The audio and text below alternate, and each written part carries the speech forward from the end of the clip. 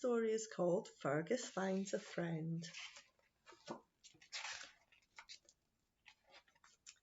Fergus was leaving home.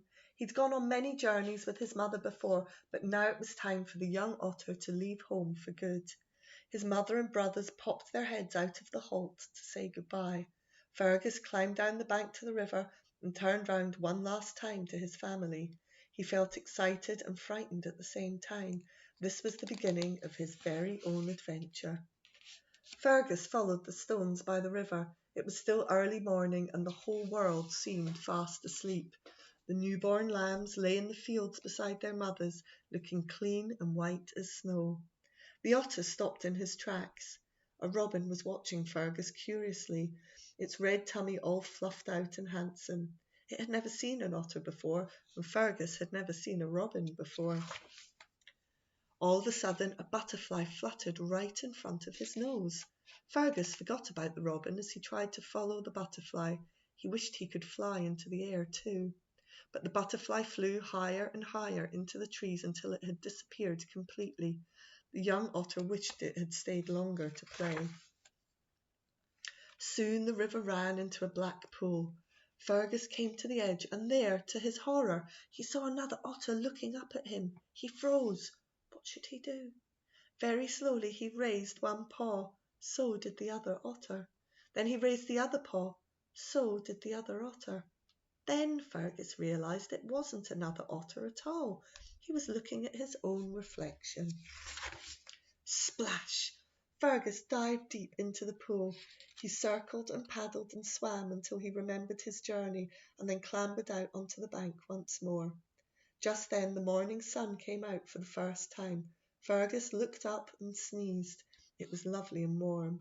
Fergus climbed up the riverbank to the sunny fields. He felt excited.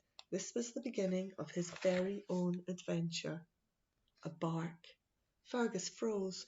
3 huge dogs came bounding out of the wood towards the field. The otter was off down the path like a shot. The dogs were heading straight for him. What was he going to do? Ahead of him was a rock. If only he could make it as far as that. Fergus plunged over the side of the rock and down a steep mudslide all the way to the river's edge. Slither, slide, squelch. At the bottom he turned round and looked back up. There were 3 dogs whining, their tongues hanging out like bits of hot bacon. They couldn't come any further. Fergus was safe. When he started his journey once more, Fergus realised that this was the furthest he had ever been from home. How would he know the right way to go? Everything was strange and new.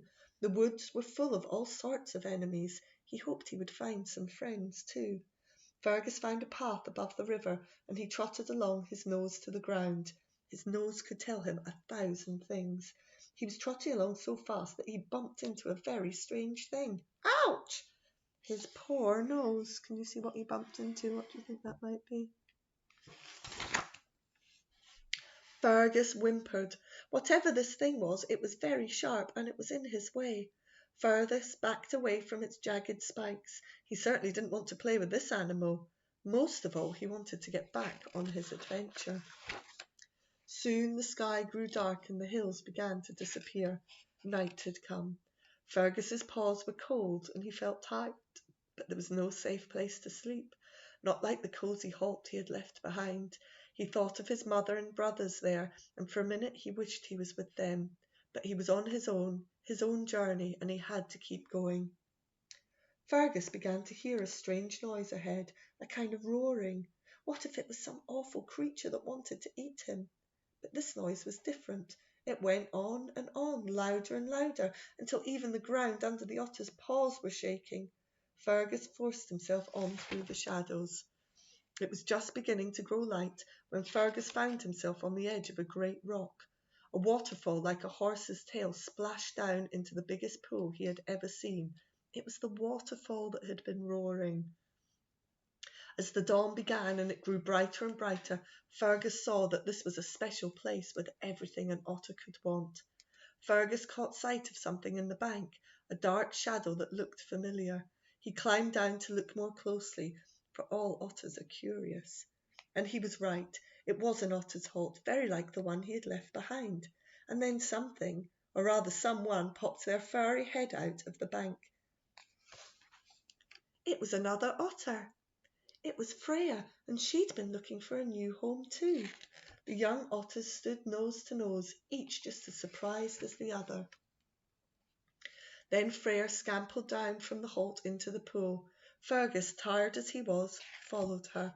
The two otters chased each other about the pool, faster and faster, swimming down right to the bottom and curving round each other in one single otter knot. Fergus felt happy, so very happy. It had taken him a long time, but he had found his new home at last, and a new friend. The end.